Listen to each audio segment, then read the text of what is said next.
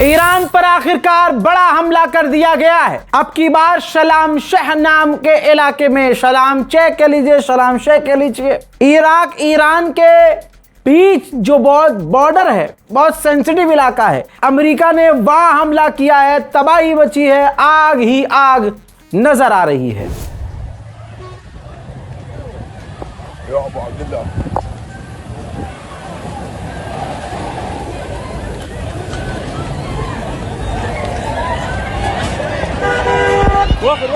برضه السلام يا زوار ابو عبد الله. برضه السلام يا ابو عبد الله. العرب هو هيك حد بيشيلي خليت العرب تصرف ثانية يا الله.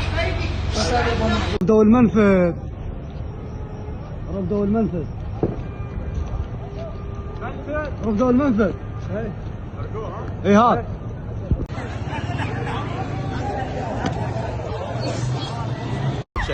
أشهد أن لا إله إلا الله، أشهد أن لا إله إلا الله، أشهد أن عليا ولي الله، أشهد أن عليا ولي الله. अल्लाह अकबर। इसके अलावा Bushahr, कश्म island, Ahvaz, इन तमाम जगह के साथ साथ ईरान के दूसरे इलाकों पर भी अमेरिका ने खौफनाक बमबारी की है। أشهد أن لا إله إلا الله، أشهد أن لا إله إلا الله، أشهد أن عليا ولي الله، أشهد أن علي. هذا برج الرادار الإيراني، هذا البرج.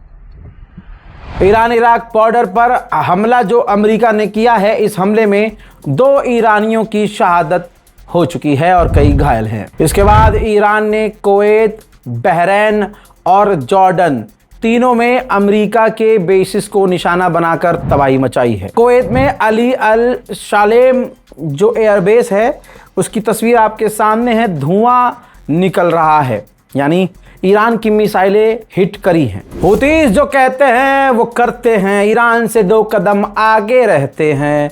हुतीज ने धमकी दी थी कि आज से स्ट्रेट हॉर्मुज़ की तरह अब लाल सागर का रास्ता भी अरब के लिए, सऊदी अरब के लिए बंद है, जिसके बाद सऊदी अरब के जहाज़ों को धमकाया गया, मोड़ा भी गया। लेकिन 2 टैंकरों को जब आज रात, बीती रात हुतीज ने रोकने की कोशिश की तो वो नहीं माने, और उसके बाद हूथी ने सऊदी अरब के 2 जहाज़ों पर हमला कर दिया। दोनों टैंकर पूरी तरह से जलकर डूब गए हैं। वीडियो आपके सामने है।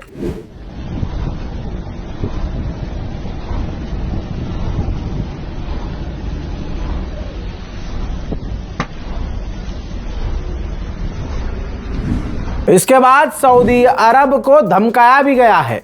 हूथीज के कमांडर ने, ये देखिए वीडियो आ गया उनका, उन्होंने कहा कि अगर हमारे हमलों के बाद सऊदी अरब ने कोई भी कार्रवाई करने की कोशिश की तो फिर हम सऊदी अरब के अंदर हमले करेंगे। खबर कंफर्म हो गई है, मैं आपको आधी रात को बता चुका हूं भाई। 123 एग्रीमेंट अमेरिका और सऊदी अरब के बीच हुए हैं।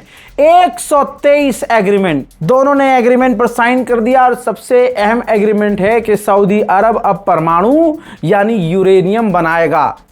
आप इस चीज़ में स्ट्रैटेजी नहीं समझ पा रहे हैं अमेरिका की। अमेरिका ने सोचा कि ईरान इतना ताकतवर अब बन चुका है और लोग मान भी रहे हैं, तो आइए सऊदी अरब हमारी गुलामी में है तो सऊदी अरब को थोड़ा मजबूत करते हैं, उसके पास भी यूरेनियम बनवा देते हैं, और हम जब कहेंगे तो भविष्य में सऊदी अरब हमारे कहने पे परमाणु ईरान पर मार सकता है।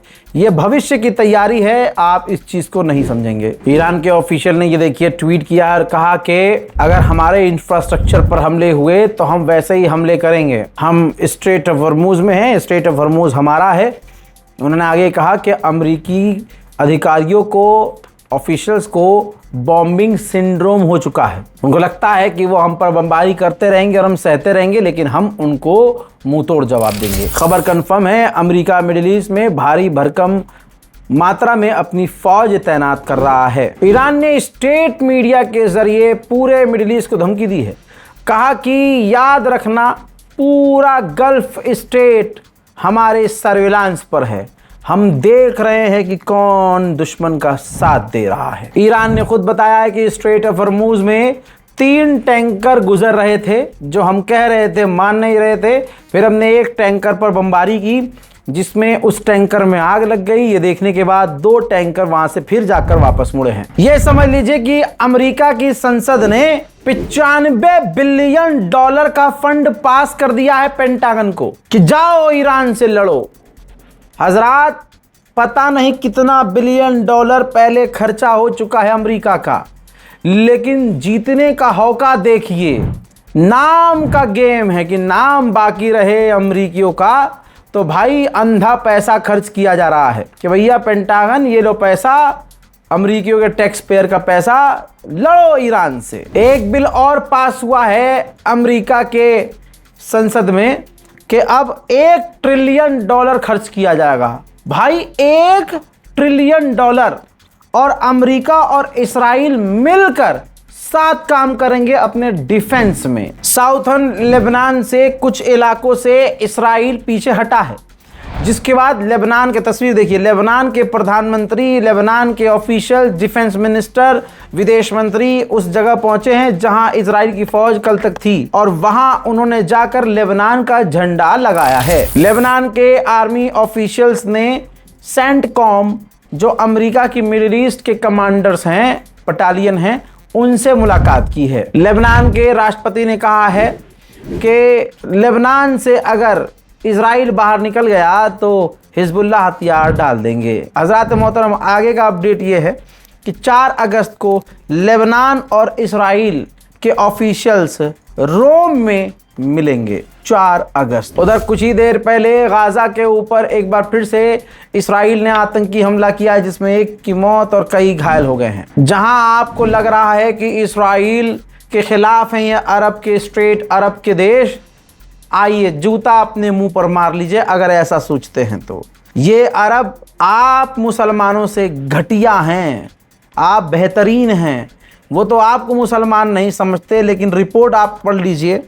गाज़ा के बच्चों का नरसंहार होने के बावजूद, फ़िलिस्तीनियों का नरसंहार होने के बावजूद, अरब का नरसंहार, फ़िलिस्तीनी अरबी तो हैं, अरबियों का नरसंहार होने के बावजूद अरब का और इस्राइल का रिपोर्ट देखिए 131% जो उनका ट्रेड है बढ़ गया है। पहली बात तो बिजनेस करते थे क्या, ये हमें पता ही नहीं था, और वो बिजनेस भी 130% ज़्यादा बढ़ गया है। वाह अरबियों वाह, सलाम है भाई तुम पर। इस्राइल के चीफ ऑफ जस्टिस ने कहा है कि जो भी शख्स इस्राइल को भेदभाव वाला देश बताएगा या हमारे खिलाफ टिप्पणी करेगा, उसे इस्राइल आने नहीं देंगे। वहीं इस्राइल के सेटलर्स कम आतंकवादी ज़्यादा गज़ा के बॉर्डर पर जाकर नाच रहे हैं।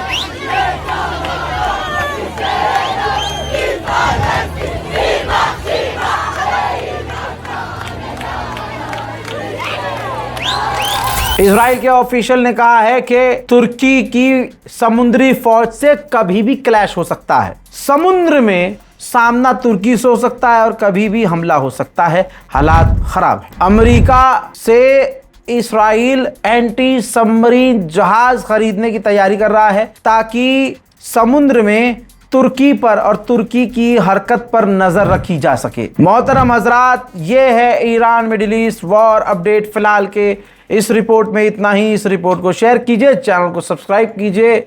जय हिंद।